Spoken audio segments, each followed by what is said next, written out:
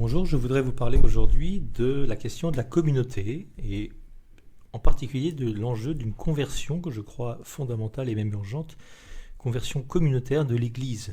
Voilà, le mot Église, ça veut dire assemblée et dès ses origines, à la suite du modèle du Christ qui a choisi 12 apôtres, dans la tradition de l'Ancienne Alliance et des 12 tribus d'Israël, bien l'Église est un regroupement de croyants assemblés par une même foi, un même symbole de la foi, comme veut le dire le mot symbole, c'est-à-dire littéralement ce qui unit ensemble, sun balein, mettre ensemble, à l'opposé de diabolos, celui qui divise, voyez, enfant d'un même père par le baptême. Par la grâce et non pas par la nature, eh bien, tous les chrétiens forment une même famille de frères et de sœurs. Ça veut dire que ils sont appelés à vivre en famille, évidemment, à se rassembler, à partager des moments ensemble, joyeux ou douloureux, et à se soutenir mutuellement. Donc les chrétiens sont, par nature, unis dans une même foi, par un même esprit, qui est l'esprit du Christ, pour ne former normalement qu'un seul corps, chacun d'eux étant un membre de ce corps, comme le dit saint Paul dans ses épîtres. Et le grand critère que Jésus nous donne, et qui doit nous permettre de reconnaître ce qu'est l'Église, il est très clair, c'est au chapitre 13 de saint Jean, c'est à l'amour que vous aurez les uns pour les autres que tous vous reconnaîtront comme mes disciples. Une famille qui va bien, c'est une famille unie, une famille soudée, où on se soutient, où on s'aime, et ça se voit. Donc voilà un critère essentiel pour reconnaître la santé d'une communauté chrétienne. Est-ce qu'ils sont heureux de passer du temps ensemble ? Est-ce qu'ils passent seulement du temps ensemble d'ailleurs, vraiment ensemble, souvent ? Ou bien seulement quelques rares moments juxtaposés les uns aux autres, sans vrai lien entre eux, de façon largement impersonnelle, sans qu'ils s'adressent seulement la parole, qu'ils se saluent, qu'ils se sourient, sans qu'ils se connaissent par leur prénom. Est-ce qu'on peut concevoir de ne pas connaître le nom ou le frère de sa sœur, de son frère ou de sa sœur ? S'il en est ainsi, eh bien, si c'est le cas, si on ne connaît pas ses frères et sœurs, si on ne passe pas de temps avec eux, eh bien, ça veut dire que l'Église est malade, une maladie communautaire qu'il est urgent donc de soigner. Alors je voudrais revenir un petit peu sur cet enjeu communautaire avec d'abord une petite relecture historique. Cette question communautaire est indissociable de l'Église, puisque ça relève de son identité, comme je viens de le dire. Mais il faut bien dire que cet enjeu est particulièrement amplifié du fait de notre contexte de société actuel. Notre monde est en pleine mutation depuis toujours, ça c'est pas nouveau. C'est un peu comme si les choses s'étaient accélérées dans des proportions planétaires ces derniers temps, au point qu'il peut être difficile de s'y retrouver, et que le défi communautaire n'a peut-être jamais été aussi grand finalement. Les chrétiens vivent aussi dans ce monde et ne peuvent qu'être eux-mêmes marqués par ces évolutions. Donc ce qui change dans le monde a clairement des incidences sur la vie de l'Église elle-même. Or, notre monde a énormément changé dans sa dimension sociale, relationnelle, ces dernières années, ces dernières dizaines d'années, pour laisser une très large place à ce qu'on appelle l'individualisme. Il faut bien se rendre à l'évidence, cet individualisme qui coupe les hommes les uns des autres dans leurs relations est aussi entré dans l'Église pour la déformer, peut-être même pour la dénaturer. Alors qu'est-ce qui s'est passé ? On peut dire que de tout temps, les hommes ont eu tendance à se regrouper, à vivre en communauté, en village, en clan, en tribu. Bien avant d'être une question ecclésiale, cette question communautaire est une sorte de réflexe naturel de l'homme qui n'est pas fait pour vivre tout seul, comme le dit la Bible. Il n'est pas bon que l'homme soit seul, c'est au chapitre 2 de la Genèse. Une sorte d'instinct qu'on pourrait dire un peu grégaire ou qu'on retrouve dans la nature et dans le monde animal. L'homme n'est pas qu'un animal, puisqu'il est un animal capable de penser, capable de raisonner, mais il présente néanmoins cette dimension, on pourrait dire un peu instinctive de regroupement. Et si on fait un petit peu d'histoire au moyen d'archéologie, d'ethnologie, on constate très vite qu'il y a la naissance de villages dans les milieux les plus primitifs. Et simultanément, dans ces sous-groupes humains surgit des modes de vie communs, des langues communes, des croyances communes, donc en fait une culture avec une religion, les deux étant étroitement liés. Le tout dépend du contexte dans lequel on vit, naturel, climatique, historique, même s'il y a un certain nombre de constantes. Donc, il y a différentes formes de croyances en fonction des lieux, différents modes de vie, du climat, etc., du relief, et d'un certain nombre de paramètres extérieurs. Et à travers cela, surgissent des cultures différentes, des coutumes différentes, des habits différents, des nourritures différentes, etc., des croyances différentes, donc des modes de vie différents, avec des codes de vie associés, bien établis, parfois qui ont l'air immuables, des identités très différentes. Et aussi donc des barrières, visibles ou invisibles, qui peuvent être parfois quasiment imperméables entre les peuples, entre les villages, parfois entre différents groupes humains, qui ont chacun leur manière propre de fonctionner, leurs coutumes, leurs croyances différentes, et donc ils ne se comprennent pas tous. Dans tous les cas, ces identités propres représentent de vraies frontières entre les peuples, au point que l'accueil de l'autre est parfois un défi quasiment insurmontable, et l'incompréhension entre les peuples est potentiellement source de conflits, bien sûr. L'homme se construit naturellement une identité culturelle qui façonne les générations à venir, dont on hérite, une identité qui colore toujours fortement notre manière d'être, de vivre, de nous comporter, de penser, et au point qu'on peut parler d'un certain conditionnement, c'est pas absurde de le dire, une identité qui est bien souvent en opposition, parfois en conflit avec l'identité du groupe d'à côté. Alors, qu'est-ce qu'on peut dire ? Eh bien que ce cloisonnement un peu étanche, relativement étanche, entre les peuples, a très largement commencé à exploser au siècle dernier, au XXe siècle. Alors pourquoi ? Alors, il faut encore faire un petit peu d'histoire pour venir dans le passé, souligner que l'homme n'est pas qu'un simple animal, évidemment, il est capable de penser et de raisonner. Donc l'identité de l'homme ne se réduit évidemment pas au seul groupe auquel il appartient. Il a une vraie capacité de réflexion qui peut lui permettre individuellement, au moins en théorie, une distance critique par rapport au groupe, par rapport à un héritage culturel. Ce n'est pas un simple mouton qui suit bêtement le troupeau, en tout cas, il peut ne pas l'être. Cela étant dit, il faut quand même ne pas sous-estimer la force d'entraînement du groupe qui est gigantesque. Il faut beaucoup de capacité critique, de force caractère, de force de caractère, d'autonomie pour rentrer dans une opposition avec la pensée, le fonctionnement de tous. Donc cette possibilité bien réelle est finalement historiquement assez marginale dans les peuples divers. Il est très difficile de ramer à contre-courant, quand ce courant est hyper puissant, que c'est celui des masses, parce que il est plus puissant que moi. Seul contre tous, ça n'a jamais été une situation très confortable. Or, on constate dans l'histoire que cette possibilité théorique va devenir une réalité très accessible à un grand nombre au cours du temps, dans un contexte culturel très spécifique qui est celui de l'Occident. On voit une sorte de basculement vers du fonctionnement de la société de masse vers le libre examen, vers une certaine autonomie accessible non plus à une petite élite mais à un grand nombre autour du 15e, 16e siècle en Europe, en Occident. C'est ce qui permettra en particulier à un homme de protester contre l'autorité religieuse du moment de l'Europe, c'est-à-dire l'Église catholique, la grande autorité religieuse du moment. C'est Luther, bien sûr, en Allemagne, suivi de près par Calvin en Suisse. On peut se demander finalement pourquoi est-ce que ce basculement a été possible. Alors il faut en chercher les causes dans la culture d'alors, parce que qu'est-ce que c'est que cette culture ? Bien, elle est très largement chrétienne.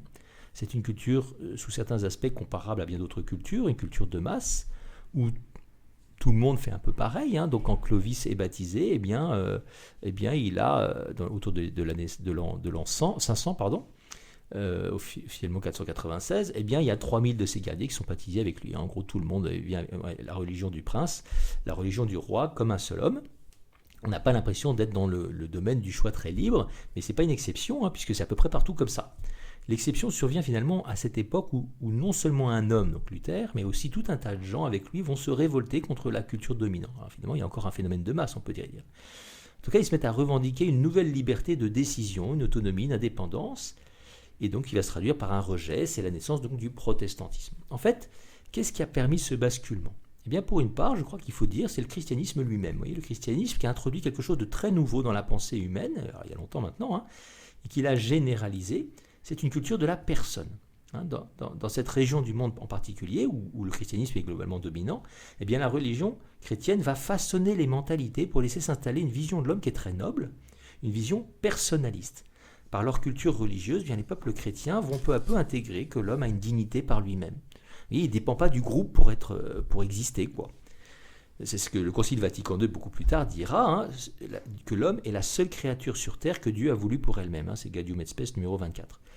En fait, ça nous paraît relativement évident aujourd'hui, cette grande dignité de l'homme pris individuellement, même si ça n'est pas encore partout dans le monde, mais c'est un bouleversement en fait. Le peuple n'est plus d'abord compris comme un simple groupe dans lequel chacun serait un élément de ce groupe, mais comme une communauté de personnes qui peuvent adhérer librement au groupe, en théorie. Donc le modèle par excellence de ça, normalement, ça devrait être l'Église.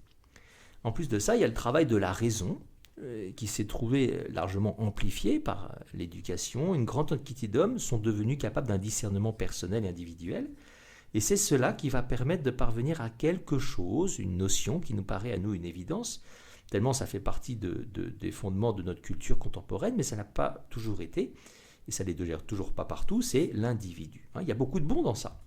Ne serait-ce que la raison permet une distance critique par rapport aux coutumes, par rapport aux identités de clan, et donc de rejeter ce qu'il peut y avoir de malsain en nous.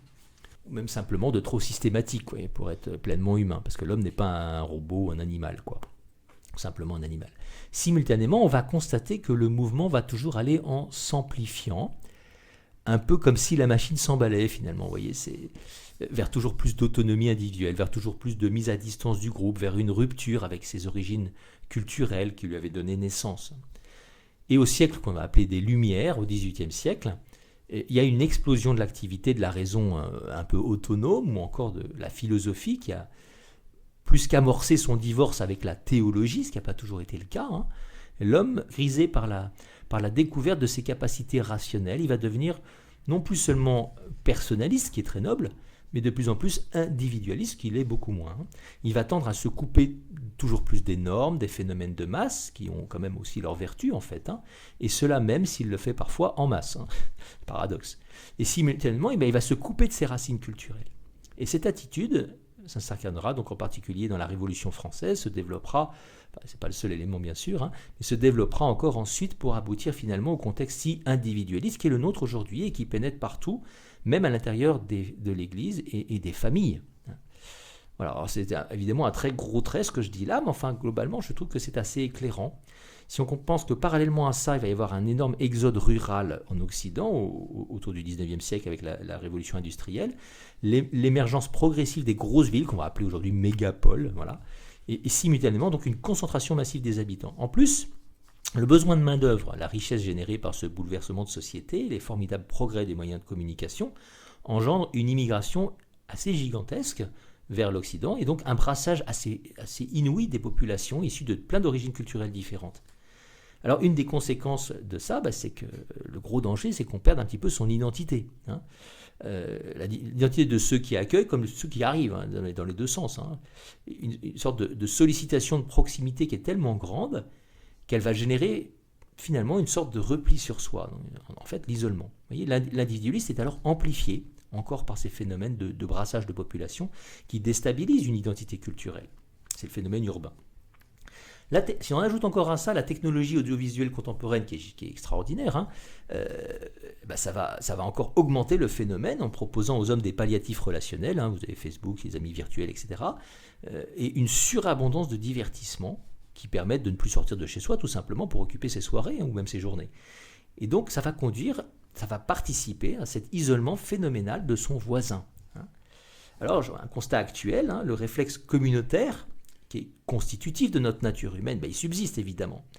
Mais on a un peu l'impression qu'il est terriblement appauvri, qu'il est devenu une sorte de défi gigantesque, parfois insurmontable, parce qu'il doit correspondre à une multitude issue de toute origine, de toute culture, de toute mentalité, avec en plus l'absence de normes et une sorte de notion de relativisme, où le bien et le mal tendent à disparaître finalement, normatif, et on s'en trouve réduit à rêver de façon extrêmement superficielle de cette unité du genre humain, faute de pouvoir partager plus, on va partager très peu, du moins quelque chose de très superficiel. Il faut bien reconnaître qu'aujourd'hui, les plus grands éléments rassembleurs sont quoi ? Sont commerciaux, ils sont sportifs, voilà, les deux étant parfois très liés. Ça ne peut pas suffire pour donner des repères fondateurs à une identité. Vous voyez, si je suis un peu rapide, McDo, Apple, Netflix et le foot, ça ne suffit pas à faire l'unité du genre humain et à remplir son cœur en plus. Donc on parle aujourd'hui, vous savez, beaucoup de radicalisation, donc en pensant à l'islam en particulier, mais est-ce qu'il faut s'étonner que des jeunes soient en recherche d'un absolu dans un monde qui est si pauvre en identité, qui est si rempli de relativisme ? Ce n'est pas tellement étonnant. Et qui leur propose encore un tel absolu ? Oui, qui est quand même largement rejeté par leurs aînés, qui sont sans foi, sans espérance, puis même les chrétiens, est-ce qu'ils sont vraiment signes d'un absolu ? Question qu'on peut se poser chacun à soi-même. En fait, l'émergence de l'individu a engendré la naissance de la société, telle que nous la connaissons, en brisant finalement simultanément la notion de communauté. Aujourd'hui, on sait qu'à Paris, plus d'une personne sur deux vit toute seule. C'est quand même hallucinant, c'est effarant, et où que nous soyons, ou presque, peut-être dans quelques villages qui subsistent encore, mais la majorité des gens que nous croisons au quotidien nous est inconnue. Il n'y a pas très très longtemps, il y a quelques dizaines d'années, grosse dizaine d'années si on veut, c'était le contraire. On allait dans un village, mais là, dans les villes où on vivait, la majorité des gens qu'on croisait au quotidien, on connaissait les commerçants, etc. Aujourd'hui, c'est quand même très appauvri. Donc, on se retrouve avec une incontournable quête d'identité, de reconnaissance, c'est-à-dire au fond de quoi ? C'est quoi la reconnaissance ? C'est l'amour. Parce que l'homme a besoin d'être aimé, il a besoin d'aimer, les deux. Et ces manques affectifs, identitaires, vont le conduire à adhérer à tout un tas de groupes, de regroupements, évidemment. Il va essayer de trouver des palliatifs. Hein. Donc ça peut être des regroupements très idéologiques, hein, des lobbies, des sous-entités sociales. Je vous passe les détails, c'est pas très compliqué, il suffit de regarder autour de soi.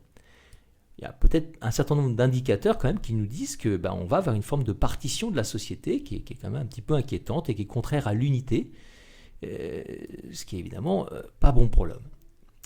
Alors si on va essayer donc de proposer des valeurs communes, on entend dire il faut des valeurs républicaines, par exemple comme priver de Dieu, c'est un peu compliqué, donc on essaye d'inventer des choses nouvelles pour essayer d'unir l'homme autour d'unir la population humaine autour d'un certain nombre de, on va appeler ça des valeurs, bon, on ne connaît pas tellement leur fondement, c'est un peu le problème, hein.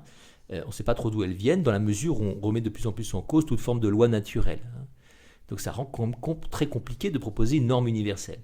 Alors on a un exemple très typique dans la Bible, hein, c'est l'exemple de Babel. La tour de Babel dans le livre de la Genèse est très éclairante. On a des hommes donc qui veulent faire une tour pour monter jusqu'au ciel. Hein, faisons-nous une tour, et tous ces hommes parlent une seule langue. Et qu'est-ce qui se passe ? Eh bien Dieu descend voir ce que fait l'homme, qui n'est pas arrivé jusqu'au ciel, et puis il casse ce bel édifice, et puis il sépare toute l'humanité sur la terre en brouillant les langues. Hein, il y a cette idée qu'il fabrique des briques. Hein, des briques, c'est une idée d'une œuvre humaine, c'est fait par l'homme, c'est pas de la pierre, et puis c'est uniforme, hein, c'est l'œuvre de l'homme uniforme. Donc en fait, il y a derrière l'idée que quand l'homme cherche à faire l'unité tout seul, à rejoindre le ciel avec une seule langue, etc., bien, qu'est-ce qu'il fait ? Enfin, il tend toujours à uniformiser, hein, ce qui porte un nom bien connu, ça s'appelle le totalitarisme. Et quand l'homme cherche à faire l'unité par lui-même, en fait, il n'y arrivera pas. Hein, c'est un défi qui est surhumain. Il ne peut que proposer une forme d'unité au rabais, hein, quand il prétend y arriver tout seul. Il y a toujours des perdants au fond. Hein. L'homme est capable de fausses unités. Voyez, il est capable de... Hérode et Pilate devinrent amis contre Jésus, hein, contre un adversaire. Il y a des fausses paix. Hein, si vis pacem para bellum, disaient les Romains, hein, si tu veux, la paix prépare la guerre. Étonnamment, la guerre peut unifier un peuple. Hein. On peut toujours trouver la méthode de Néron, hein, du pain et des jeux, voilà, pour oublier le divertissement et les occupations, qui n'est probablement pas étranger à notre société contemporaine. En fait, le péché marque et blesse notre identité en profondeur, ça c'est la théologie judéo-chrétienne, et il est source incontournable de division. Donc il ne peut pas être surmonté tout seul. Donc il y a un enjeu de grâce. Je ne pourrai jamais prétendre à une unité du genre humain par les seules forces de l'homme. Alors précisément, eh bien, l'Église, c'est l'anti-Babel. Hein. Elle naît à la Pentecôte du don de l'Esprit Saint qui descend sur les 12 apôtres. Et on voit que ces 12 apôtres, contrairement à Babel, parlent toutes les langues. Vous voyez, ils disent le même message, mais dans toutes les langues. Chacun l'entend dans sa propre langue maternelle. Oui, une unité du message, du Christ, de l'Évangile, de la mort et de la résurrection du Christ, du mystère pascal, accueillie dans la diversité des cultures. Ça, c'est absolument fondamental. Hein. Dieu honore... ne supprime jamais ces différences qu'il a lui-même voulues comme une richesse de la création. Il faut articuler les deux ensemble pour avoir une vraie unité. Voilà le grand mystère ecclésial qui est exprimé dans cet événement fondateur qui est à l'opposé de la tentation de Babel. Jésus est venu pour réunir ce qui était dispersé, hein, Jean 11, Matthieu 12. Toute son activité tend à la réunion du nouveau peuple de Dieu. C'est lui qui unifie son peuple, hein. C'est lui le cœur, il est le principe unificateur qui rassemble dès les origines une douzaine d'hommes différents d'abord, à qui il associe aussitôt un groupe de 70 ou 72 selon Saint Luc chapitre 10, qui complète en fait ce symbolisme. Oui, les 12 tribus d'Israël bien sûr, et puis dans la tradition judaïque, on a ça au Genèse chapitre 10, Exode 1, 5, Deutéronome 32, eh bien, ça représente le nombre des peuples de la terre en dehors des Juifs. Vous voyez, donc c'est cette idée d'universalité qui est très présente dans l'Évangile déjà. Selon le dessein de Dieu, c'est toute l'humanité qui doit former le groupe de tous ses fidèles. Et dès que 2 ou 3 seulement sont réunis au nom du Christ, ben, il est au milieu d'eux. Hein. Donc, vous voyez, il y a un enjeu de communion pour la présence du Seigneur. C'est lui qui unifie l'humanité. Selon les différentes images que Jésus nous propose, bien, ce peuple de croyants, ce peuple de fidèles, ce peuple de disciples, c'est un troupeau de brebis, ce sont des invités à des noces, ou à un repas, la maison de Dieu, la cité de Dieu, ou encore la famille de Dieu, enfants tous du même Père. Il y a tout un tas d'images pour dire au fond la même chose. Et les Actes des Apôtres, qui racontent le début de l'histoire de l'Église, nous parlent de ces premières communautés qui sont, Acte 2, 42, assidus à l'enseignement des apôtres, et à la communion fraternelle, à la fraction du pain et aux prières. Tous sont unis dans la prière avec Jésus par le Notre Père, oui, tous enfants du même Père, et ils persévèrent d'un seul cœur dans la prière. Autour de la parole et du corps du Christ, vous voyez, les chrétiens forment un seul peuple de toutes les origines et même un seul corps composé d'une multitude de membres.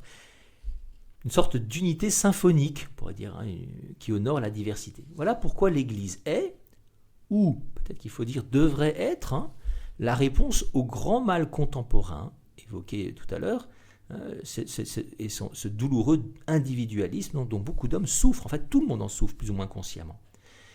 Mais ce n'est que l'Esprit Saint qui unifie. C'est lui qui fonde la communauté. C'est lui seul qui a le pouvoir de faire l'unité des hommes dans la diversité. Parce que l'Église demeure, je l'ai déjà dit, un défi surhumain et on peut très bien reproduire dans l'Église, voyez, sans s'en rendre compte, sans en avoir vraiment conscience, ce même schéma identitaire du monde en quête de sécurité. On peut très bien avoir des groupes qui se disent chrétiens et qui sont tellement uniformes, ou peut-être pas complètement, mais enfin ils sont déjà très uniformes et qui ne sont pas vraiment pleinement l'Église, ils ne sont pas vraiment ouverts à l'autre dans sa différence. On est bien entre nous, quoi.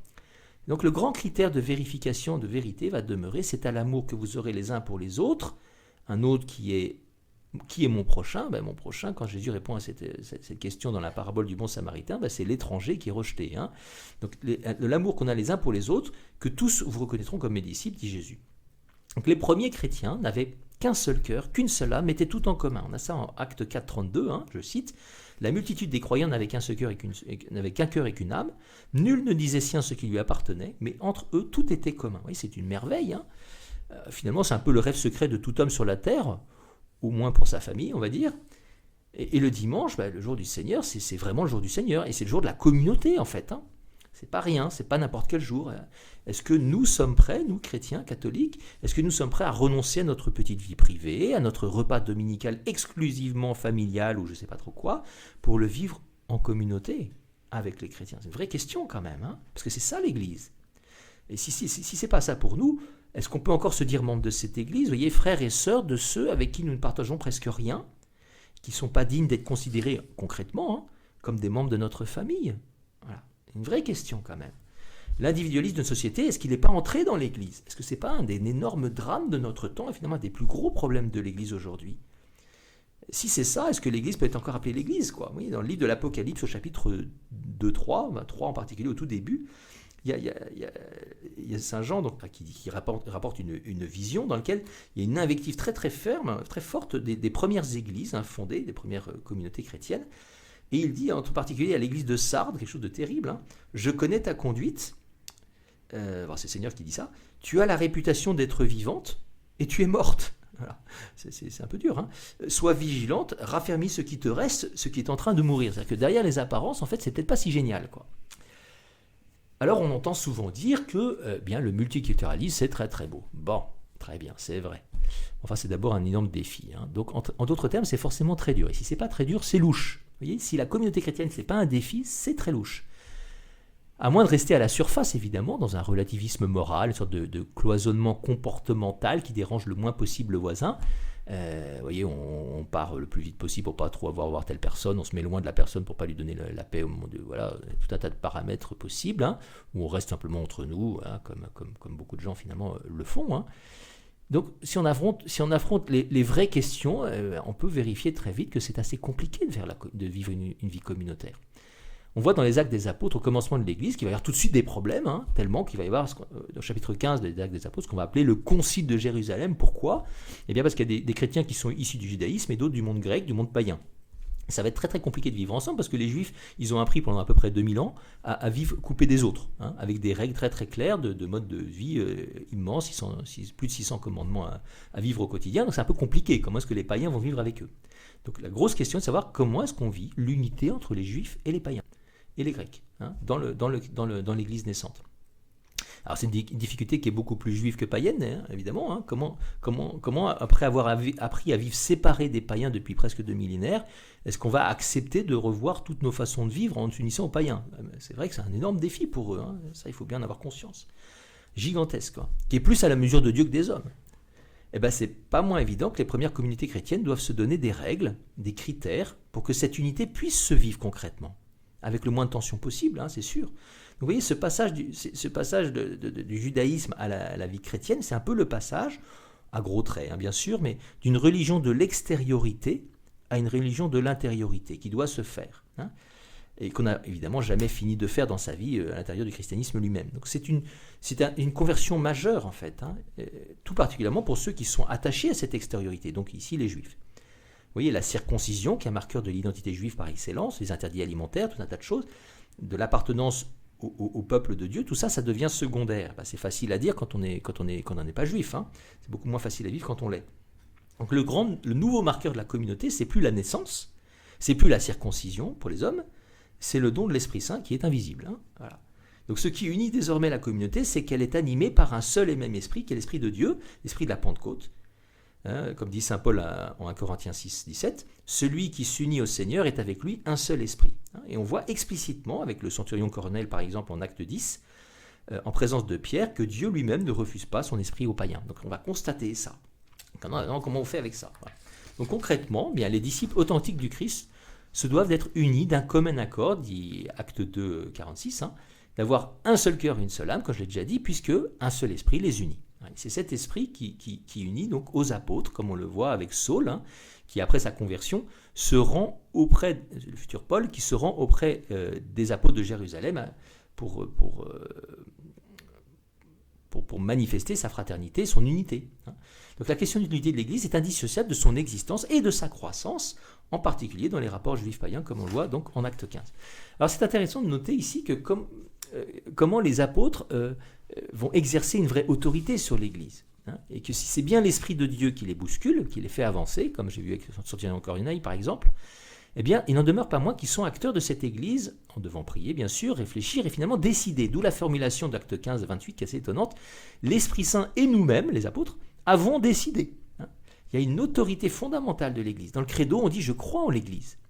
Et nous croyons en effet que Dieu parle à travers des hommes comme nous, faibles comme nous, fragiles comme nous, qui ont reçu pour le coup une mission d'autorité de Dieu et qui se placent sous l'autorité de Dieu eux-mêmes pour décider, pour guider et même pour ordonner à l'humanité, et cela dans le contexte de leur temps, de notre temps. Donc Pierre reçoit d'ailleurs explicitement de Jésus la mission de conduire l'Église, ça en Jean 21, 15 et suivant, de la garder unie. Finalement, la question importante, vous voyez ici, c'est à la fois dans notre propre implication dans la vie de l'Église, dans notre foi en cette Église, que je crois vraiment qu'il y a un mystère de Dieu dans l'Église. Il y a beaucoup de gens qui en doutent, devant toute forme de scandale, etc. Il y a plein de raisons de se dire, oui, est-ce que c'est vraiment l'Église, est-ce qu'elle est sainte? Il y a des gens qui ne supportent pas qu'on dise que l'Église est sainte, alors qu'on le dit dans le credo quand même. Est-ce que je vais me soumettre à l'autorité de cette Église, évidemment, sans faire le tri entre ce qui me convient et ce qui ne me plaît pas? Et c'est aussi dans notre capacité individuelle à nous laisser bousculer que la question va se poser par l'Esprit, avant de nous rendre auprès de l'Église, comme Paul et Barnabé, pour lui demander son avis, pour lui demander son éclairage, pour lui demander son aval. L'enjeu de l'Église est fondamental. Alors là, il faut revenir sur l'enjeu du diviseur. Alors le tentateur, celui qui, j'avais dit tout à l'heure, diabolo, celui qui divise, il cherche à blesser l'humanité par tous les moyens. C'est ce qu'il veut faire tout le temps. Donc il cherche à rompre l'unité des hommes entre eux, puisqu'on est fait pour l'unité, et qu'on ne peut être heureux que dans cette unité. Donc s'il nous divise, il nous fera souffrir, c'est sans but. Sa première cible, la plus essentielle, la plus vitale, qu'est-ce que c'est que la cellule communautaire la plus première dans une histoire humaine? Ça s'appelle la famille en fait. Le lien familial, c'est le lien privilégié qui assure tout d'abord un certain confort, une intimité, une sécurité, un mode de vie nécessaire à l'équilibre et au bonheur humain. Et combien de souffrances y a-t-il entre pour ceux qui sont privés de famille ou dont les liens sont abîmés d'une manière ou d'une autre? Et on a très très très vite fait d'avoir des liens abîmés parce que tous les parents sont des personnages, sont des hommes et des femmes imparfaits, et donc ils ne peuvent pas ne pas blesser d'une manière ou d'une autre leurs enfants qui sont eux-mêmes plus ou moins vulnérables à ces blessures. Donc nous avons besoin de cette famille. En même temps, il ne faut pas oublier que c'est un don que Dieu nous fait. À vue humaine, ce don de la famille est très fragile. Et donc, si l'homme s'appuie sur celui seul, il est en danger. Vous voyez, le fondement de cette famille, qu'est-ce que c'est? C'est le couple. Et c'est le couple marié, engagé. Donc, quand le mariage est abîmé, la famille est abîmée dans une société, et finalement, la société tout entière est abîmée, puisque c'est la cellule fondamentale communautaire de la société. Donc, l'enfant, d'ailleurs, il sent très naturellement que l'amour est fait pour durer. Il sent très bien que c'est un lieu d'unité qui doit normalement tenir sa famille ensemble. il le perçoit très douloureusement si ce lien est abîmé, blessé, brisé par un deuil, par une séparation. Oui, ça veut dire que Dieu n'a effectivement pas voulu l'homme solitaire. Il le veut en communion, en relation avec d'autres hommes. Hommes et femmes, hein, bien sûr. Donc la famille doit être préservée comme un trésor, bien sûr, dans une société. Il faut tout faire pour la préserver. Il faut se battre pour ça. Pour son unité, on va commencer par prier pour elle, bien sûr. Il y va du bonheur de ses membres. Mais sans Dieu, eh bien, l'homme risque de ne pas être assez fort pour préserver l'unité. D'où l'enjeu, vous voyez, du sacrement du mariage, qui normalement donne une grâce, certainement donne une grâce pour vivre cette unité. Et si on compte sur cette grâce, alors un couple est sauvé, un couple sera solide, à condition qu'il compte sur cette grâce. Ce n'est pas magique, un sacrement n'est jamais magique. Il suppose d'être disponible pour le don que Dieu nous fait. L'Église a vocation à être, pour les chrétiens, une famille précisément, la famille des enfants de Dieu, où tous sont bienvenus, blessés de la vie, bien portants, malades, pauvres, riches, juifs, grecs, païens, tout ça. C'est une très très grande force quand on vit dans une authentique communauté chrétienne, dans laquelle on se soutient, on peut compter les uns sur les autres. Malheureusement, je me permets de penser que dans notre contexte occidental très individualiste, eh bien, il se peut que il me semble que les paroisses ne sont pas toujours à la hauteur de leur vocation familiale. Peut-être aussi à cause de leur taille parfois, mais pas seulement. C'est donc à nous de faire en sorte qu'elles le deviennent, bien sûr. Il y a un enjeu fondamental ecclésial ici, de vérité même tout simplement, et de bonheur chrétien, quoi. Ça ne veut pas dire qu'on n'aura pas des épreuves. Celui qui garantit l'unité de cette Église, par laquelle Dieu veut restaurer l'unité du genre humain et le conduire au salut, je l'ai dit, c'est l'Esprit Saint. Mais c'est aussi la hiérarchie de l'Église, je l'ai aussi évoqué, son autorité apostolique, son enseignement dogmatique, magistériel. Et bien, dès le début de l'histoire de l'Église, il va y avoir des divisions qui vont survenir sur des aspects de la foi. On va appeler des hérésies, quoi. D'où les premiers conciles, avec le tout premier, on pourrait dire, c'est celui du chapitre 15 des Actes des Apôtres, et la rédaction donc des symboles de la foi, des symboles, ce qui donc assemble, ce qui unit les chrétiens dans une même foi, qui garantit que la doctrine de la foi est juste, quoi. On ne peut pas rester dans l'unité de l'Église sans une certaine obéissance à Dieu par l'intermédiaire des apôtres et donc de l'Église. L'orgueil, c'est ce qui blesse le plus l'unité, c'est le péché du diable. Son antidote, c'est l'humilité qui se traduit toujours par de l'obéissance. Et notre monde est très orgueilleux. Nous sommes tous tentés par l'orgueil, qui est un des 7 péchés capitaux, peut-être à mon sens le plus tragique. Et le péché du diable, c'est quand même dramatique. Il n'est pas vrai de penser, par exemple, de dire qu'on peut être catholique uni à l'Église dans une forme de désobéissance à cette Église sur tel ou tel aspect important de la foi et des mœurs. C'est pas possible en fait. On est en désobéissance, on n'est pas dans l'unité et on blesse en fait l'unité de l'Église. Et quand on se confesse, c'est intéressant de voir qu'on se confesse non seulement à Dieu, mais aussi à un prêtre qui est signe de cette Église avec laquelle on se réconcilie précisément. Quand on pêche, on blesse l'unité de l'Église. Tout catholique est tenu de se soumettre à une religieuse obéissance à l'enseignement de l'Église sur la foi, sur les mœurs, sous peine de sortir de cette unité de l'Église. Donc les débats dans l'Église ne peuvent pas être contre le magistère, contre le dogme, sans risquer de blesser son unité, bien sûr. On ne peut pas tout dire et tout penser, rester catholique. Voilà, c'est comme ça, c'est logique. Question de foi, quoi, de l'autorité de l'Église, c'est à elle qu'il revient depuis 2000 ans de dire ce qui est incontournable, ce qui est dogmatique, ce qui est juste, ce qui est vrai, de proclamer la vérité au nom du Christ. Et la seule peur de la notion de dogme qu'on rencontre assez souvent, même dans l'Église, à mon avis, traduit une vraie tentation tout simplement protestante, voilà, au moins latente. Alors pour ce qui concerne cet enjeu spécifique d'unité, on a un épisode qui est très très intéressant dans les Actes des Apôtres au chapitre 5. C'est l'épisode de Ananie et Saphir. Vous savez, Ananie et Saphir qui se mettent d'accord, qui vendent une propriété, et puis à l'époque donc tous les chrétiens mettent tout l'argent au pied des apôtres, mais eux, ils décident d'en garder une petite partie et de ne pas le dire aux apôtres. Et alors, Pierre interpelle Ananie, à qui il est donné de savoir ce qu'ils ont fait, quoi. Et il lui dit « Pourquoi Satan a-t-il empli ton cœur que tu montes à l'Esprit Saint et détournes une partie du prix du champ ?» Ouais.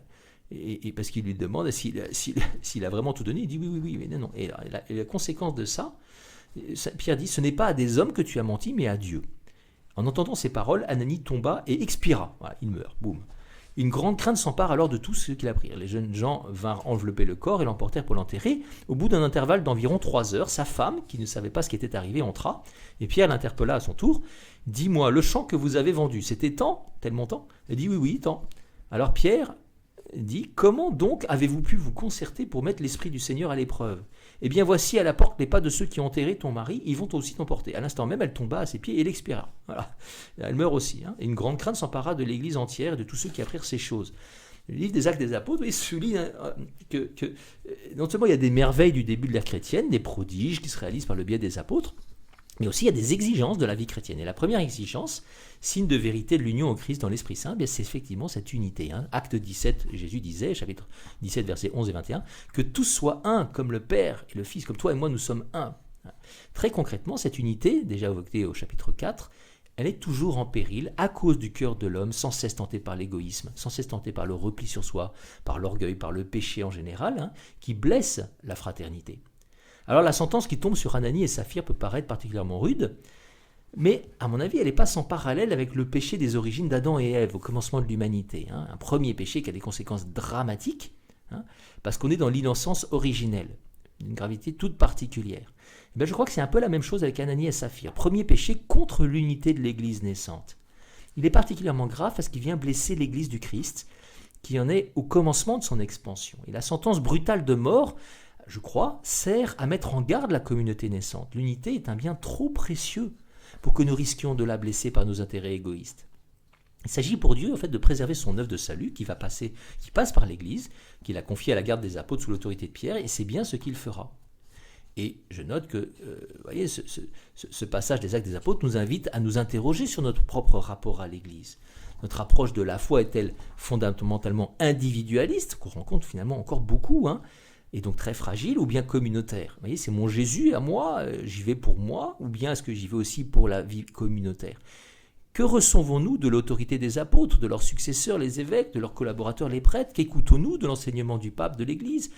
Il suffira peut-être de nous interroger ici, dans un premier temps, sur ce que nous faisons des commandements que l'Église nous donne d'observer le dimanche, comme un jour pas comme les autres, le jour du Seigneur, le jour de la communauté chrétienne qui rassemble l'Église, et aussi de nous confesser régulièrement, en particulier de tout péché grave. Par exemple, manquer la messe du dimanche, vous voyez, c'est considéré comme un péché grave par l'Église, voilà, tout simplement. Manquer le rassemblement communautaire et l'accueil du Christ.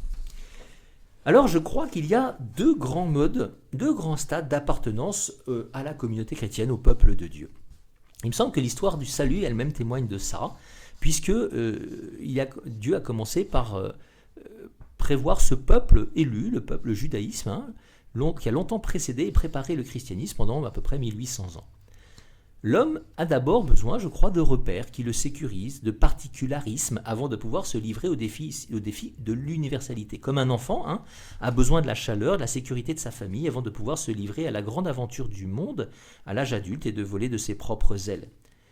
Il semble donc qu'il y a deux grands moments du rapport à la communauté dans le christianisme aussi. Et le stade de l'enfance, que j'appellerais baptismal, c'est celui qui conduit tant de personnes, vous voyez, à changer de paroisse en fonction du prêtre, de la sensibilité liturgique, de l'esthétique, de ses goûts, de la musique, de tout ce que vous voulez. C'est l'approche essentiellement, j'appellerais consommatrice. L'église un peu supermarché, donc je fais mon marché, celle-là me plaît, celle-là ne me plaît pas, ça ne me plaît pas, je change, etc. Il y a même des gens qui menacent leur curé de changer de paroisse s'il ne change pas. Voilà. Ce stade, c'est normalement celui du jeune arrivant qui est extérieur à l'église, du chrétien qui est peu affermi dans sa foi, comme certains enfants, ou de non-chrétiens, de personnes qui ne sont pas encore chrétiennes, et qui sera particulièrement sensible à des aspects assez superficiels de l'église, esthétique par exemple. C'est fondamental que l'église se présente à lui comme un lieu d'identité unifiée, claire, attirante, qu'elle soit accueillante, qu'elle soit belle, comme bonne, comme une mère pour ses enfants, et donc qu'elle fasse envie. Mais je crois que ce n'est pas normal que ça reste le grand ou le premier critère de discernement d'une personne qui est chrétienne depuis de nombreuses années. Vous voyez, on ne se marie pas avec une femme ou un homme, dans l'autre sens, seulement parce qu'elle est belle ou parce qu'il est beau, ou parce qu'il est costaud, j'en sais rien. On ne va pas à l'église pour des raisons superficielles, normalement. Une communauté ne peut donc pas être composée exclusivement ou essentiellement d'enfants ou d'adolescents qui sont finalement guidés et régis par des caprices, et qu'ils n'arrivent pas à dépasser ces caprices. Il n'est pas normal que le monde et son individualisme, que j'appellerais jouisseur, règne en maître au cœur même de l'Église, parce que l'Église n'est pas du monde. On ne va pas à l'Église juste pour recevoir, ou pour prendre d'ailleurs, recevoir sa liturgie, son Jésus, son prêtre qui me plaît, parce qu'il parle bien. Ouais, ça, c'est encore assez immature quand même. On ne peut pas dire peut-être parfois très immature. Donc il y a un âge adulte de la foi qui doit devenir la norme.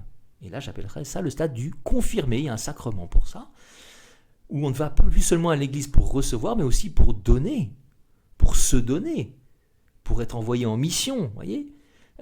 Sinon, il est certain que l'Église sera finalement toujours à un moment ou un autre décevante, hein, à part quelques moments éphémères où le moule, les gens qui y sont me correspondent. Hein. C'est mon petit club d'amis qui me ressemblent, même pensée que moi, même mode de fonctionnement que moi, même mode social que moi.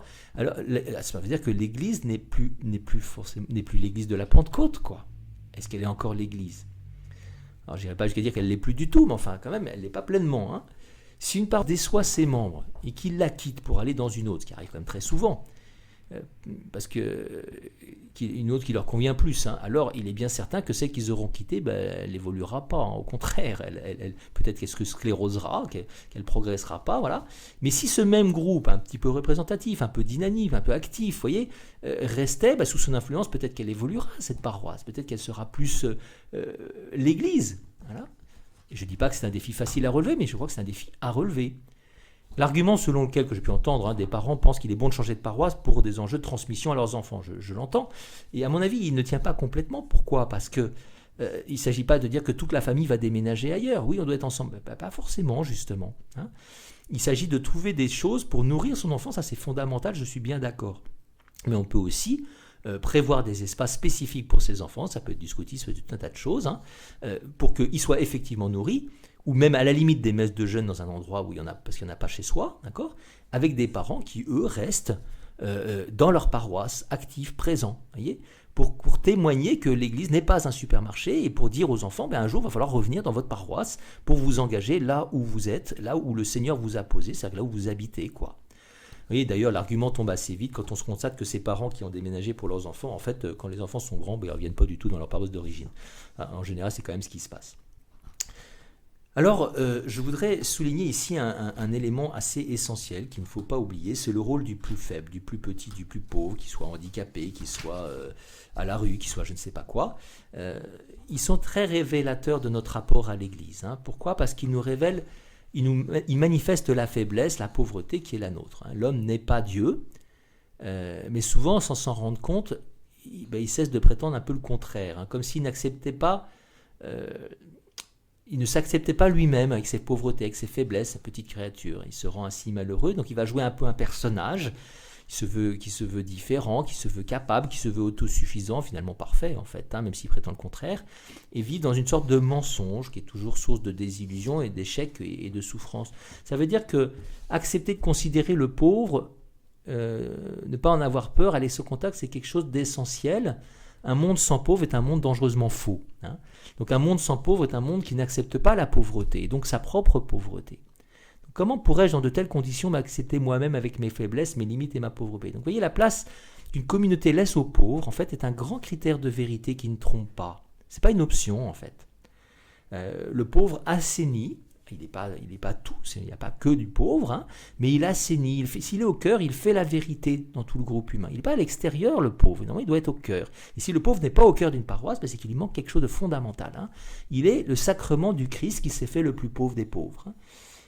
Sans éclat ni beauté, comme dit le prophète Isaïe.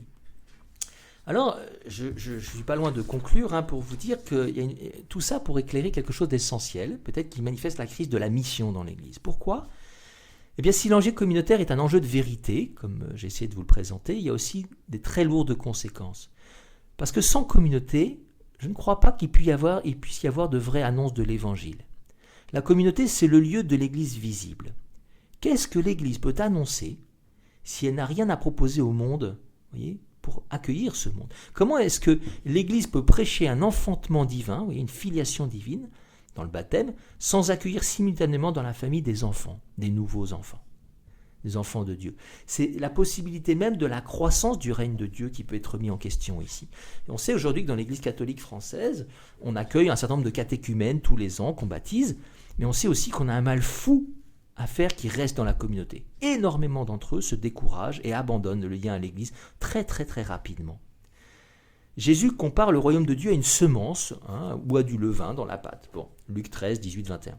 Le règne de Dieu est comparable à une graine de moutarde qu'un homme a prise et jetée dans son jardin, l'a poussée, elle est devenue un arbre et les oiseaux du ciel ont fait leur nid dans ses branches. À quoi vais-je comparer le règne de Dieu? Il est comparable au levain qu'une femme a pris et enfoui dans 3 mesures de farine jusqu'à ce que toute la pâte est levée. Vous voyez, quand la plante est plantée, ensuite elle pousse de manière mystérieuse, ça c'est l'œuvre de la création et donc du Créateur, ça nous échappe. Il en va de même pour la pâte dans le pain qui pousse avec le levain. Bon. Il n'en demeure pas moins que pour ça, il faut des conditions pour que ça marche. Il faut qu'il y ait de l'eau pour la plante. Il faut qu'il y ait, et pour le pain aussi d'ailleurs, il ne faut pas qu'il y ait trop de chaleur ou trop peu, vous voyez. Il faut qu'il y ait de l'engrais, il faut qu'il y ait un certain nombre de conditions pour que la plante pousse. Et pour le pain, il faut une atmosphère plutôt chaude, pas de courant d'air, il faut un pétrissage de la pâte. Vous voyez, quelle est donc l'atmosphère nécessaire pour que le règne de Dieu advienne? Parmi les éléments nécessaires, eh bien, il y a évidemment l'environnement. Si le monde dans lequel je suis est contraire à la vie de Dieu, alors son règne ne pourra pas se déployer. Nous vivons dans un monde qui est très largement sans Dieu. Il faut être clair.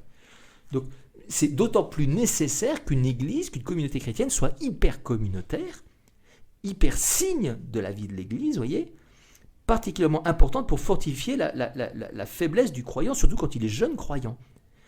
La vulnérabilité humaine est beaucoup trop grande pour résister au monde qui lui est hostile. C'est impossible, vous voyez, les chrétiens vont-ils rester chrétiens dans un monde pareil? Eh bien, sans une communauté forte, c'est juste pas possible. Ça ne marchera pas, quoi. On voit que tout s'effrite, quoi. C'est un petit peu, c'est l'hécatombe, Ensuite, il faut bien dire que c'est très souvent la communauté qui rendra tout simplement possible l'intérêt d'un non-croyant pour l'Église. Est-ce qu'il va venir pour Jésus qui ne connaît pas, qui ne comprend pas, pour une hostie où il voit un bout de pain? Certainement pas, il ne va rien comprendre. Pourquoi est-ce qu'il viendrait voir ce qui se passe si ça n'a pas l'air d'être sympa, intéressant? Vous avez un épisode qui dit un petit peu ça au chapitre 19 de Saint Luc, c'est celui de Zachée, qui est très connu, qui va s'intéresser à Jésus qui passe à Jéricho. Pourquoi? Parce qu'il y a une foule autour. Voilà, il y a une foule autour de Jésus qui attire le regard sur Jésus, qui donne envie de voir. Qu'est-ce qui regarde tout le monde? Et le tout petit, en plus, il n'arrive pas à voir, donc ça aiguise sa curiosité, va monter dans un arbre pour voir. Mais c'est l'enthousiasme de la foule qui va susciter la curiosité de Zachée, qui va suggérer qu'il y a un mystère à découvrir au cœur de cette foule. Il y a effectivement la personne de Jésus, mais il ne sait pas qui c'est. Comme normalement, au cœur de la communauté chrétienne, il y a Jésus. Vous voyez, normalement, une communauté chrétienne, ça doit de l'extérieur faire envie. Ouais, c'est sympa ce qu'ils vivent. Il se passe un truc là. J'aimerais bien être heureux comme ils sont heureux entre eux. J'aimerais bien partager une belle vie comme eux ensemble, où ils sont heureux d'être là, où ils se pardonnent, ils se soutiennent. C'est beau. Et puisque c'est beau, je vais essayer d'aller avec eux un peu plus. Et puis au bout d'un moment, mais pourquoi est-ce que c'est beau? D'où ça vient cette joie qui est chez eux? Et là, ça conduit au Christ. C'est à peu près ça le chemin classique, ordinaire. Des rencontres du Christ individuelles sont toujours possibles, n'empêche que ce n'est pas forcément la norme. Et si on attend que ce soit ça qui se passe, ça ne va pas suffire, ne serait-ce que parce qu'après, est-ce qu'ils vont tenir bon dans la foi? C'est pas sûr.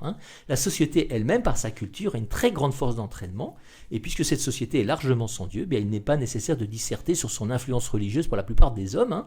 Une société religieuse entraîne dans une démarche religieuse, une société athée entraîne dans une démarche athée, vers l'athéisme. Alors pour conclure, dans un tel contexte de société, je redis qu'il est évidemment particulièrement nécessaire d'avoir des communautés chrétiennes fortes, joyeuses, unies, visibles, à la fois pour soutenir la faiblesse de leurs membres et pour avoir un minimum de capacité d'interpellation pour ceux qui sont encore à l'extérieur. Ce qu'elles ont à donner au monde doit être ce que le monde n'a pas. Voyez comme ils s'aiment, une vraie fraternité, une vraie famille dont le monde individualiste a tant besoin. Dans un monde où les familles sont très abîmées, très blessées, très divisées, on a plus que jamais besoin de cette communauté. Donc je crois qu'il y a un enjeu de conversion communautaire des chrétiens qui est non seulement urgent pour eux-mêmes, mais aussi pour le monde qui meurt de manque d'amour. C'est terrible, quoi. Si les chrétiens ne luttent pas de toute leur force contre cet individualisme qui les empêche de prendre au sérieux l'enjeu communautaire de leur paroisse, en leur donnant du temps, de l'énergie, beaucoup de temps, beaucoup d'énergie. Oui, ça fait beaucoup. Évidemment que ça fait beaucoup. Mais c'est ma famille ou c'est pas ma famille? Si on ne fait pas ça, je crois qu'il est illusoire de croire qu'on va pouvoir annoncer l'évangile, et même pire, simplement transmettre la foi aux enfants. L'enjeu de transmission, il est catastrophique. Combien de parents qui sont vraiment croyants n'arrivent pas à transmettre la foi à leurs enfants? N'ont pas réussi à transmettre la foi à leurs enfants. Si les gens quittent les églises, c'est pas par excès d'exigence de l'église, ça c'est pas vrai. Au contraire, la jeunesse, quand elle découvre le Christ, elle a envie d'être beaucoup plus radicale que les aînés, souvent. Ils veulent beaucoup plus d'absolu, On a tendance à mettre en sourdine les vraies exigences de conversion parce qu'on croit que ça va adoucir, mais ça ne marche pas du tout en fait. En fait, ce qui attire, c'est une famille. Le problème, c'est le côté anonymat. C'est ça qui ne va pas. Entre des amis, entre des frères, on peut se dire des choses, et même c'est normal.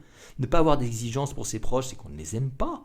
Voyez, on n'a pas d'exigences pour les gens qu'on ne connaît pas et qui nous sont étrangers, qui ne nous intéressent pas.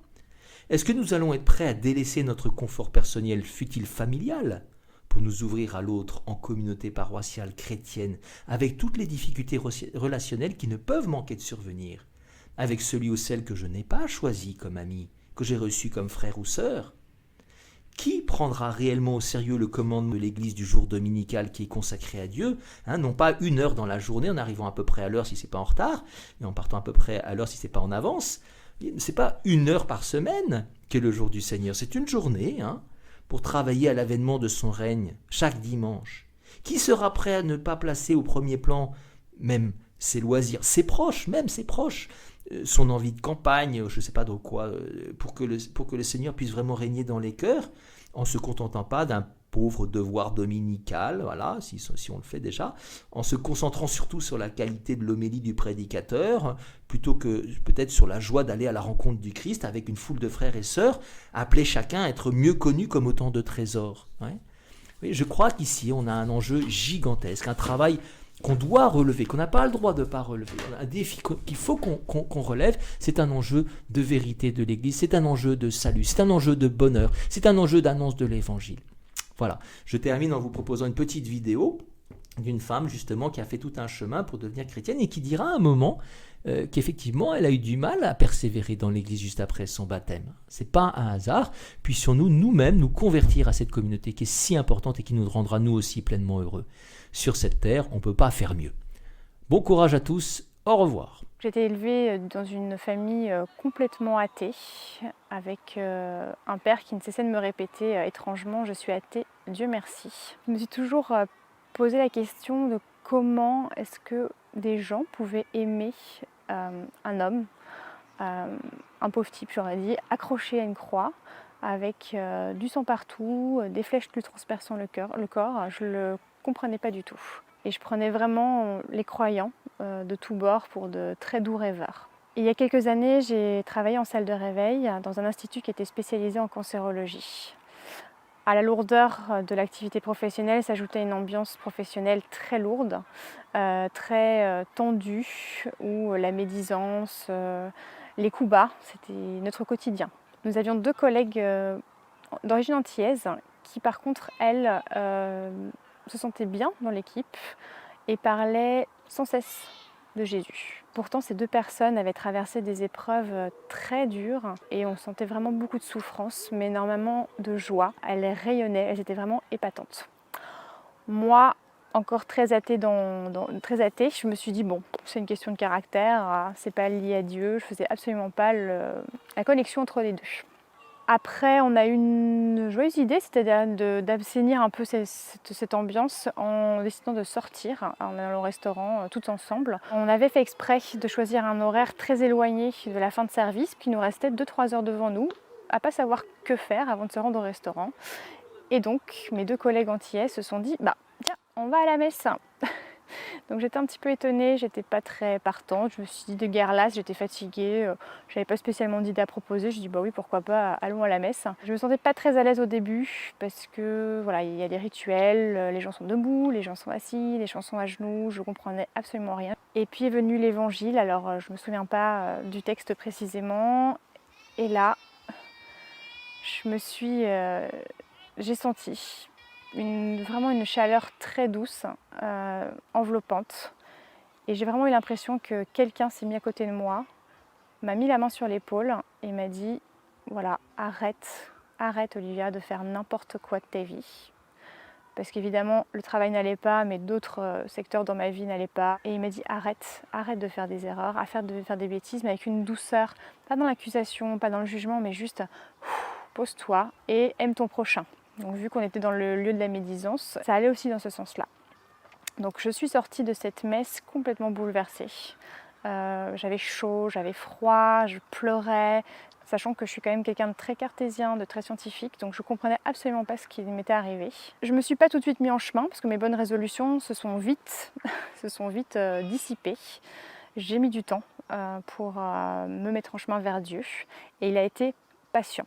Après, j'ai emménagé dans une autre ville et j'habitais au 5e étage et j'avais face à moi l'église de la ville avec une énorme croix que je voyais tous les matins de ma fenêtre. Je me suis dit, bon, là, faut que tu y ailles. Et j'ai décidé un jour d'aller frapper à la porte du curé qui m'a ouvert très gentiment. Je pensais naïvement qu'il allait me proposer quelques heures de catéchisme comme les enfants ont. Et en fait, pas du tout. Il m'a dit, votre parcours en vue d'être baptisé, communié et confirmé, ça va durer entre 2 et 3 ans. Et ça a démarré par un parcours d'évangélisation qui s'appelle le parcours Alpha. C'est dans ce parcours que j'ai réellement ressenti l'amour de Dieu et l'amour de tous mes frères et toutes mes sœurs, donc l'amour de toute la communauté chrétienne. Et donc j'ai été baptisée en avril 2014 à l'âge de mes 30 ans. Après 2 ans de parcours, 2 ans intenses, j'ai tout lâché. J'ai mis du temps à trouver ma place et à faire mon chemin de chrétienne. Là encore une fois, Dieu a été patient. Je sais qu'il est là, qu'il me pardonne, qu'il m'attend. Et donc je chemine doucement. Je ne me sens plus jamais seule.